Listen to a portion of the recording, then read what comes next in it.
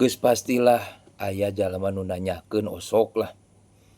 Cenah nya di cenah jalma nu geus maot teh bisa nempo jeung nyaho kaayaan jalma-jalma nu hirup di alam dunia anu maranehanana geus di alam barzah.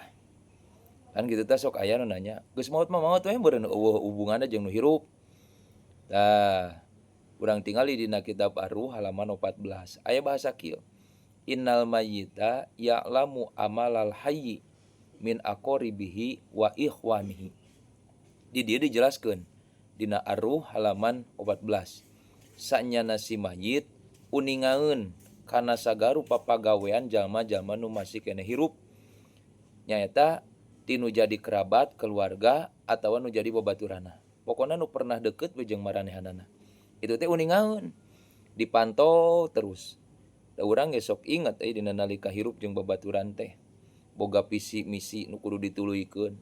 Dina nalika ayeuna perjuangan anjeunna khususna dina ibadah ka Allah, dina keur nanjeurkeun syiar Islam dituluykeun ku nu jalma-jalma hirup anjeunna bungah.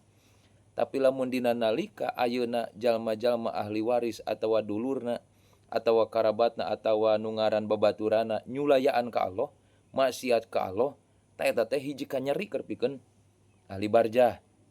Hiji kanyeri nu luar biasa. Kaya-kaya urang nu hirup teh hianat ka anjeunna.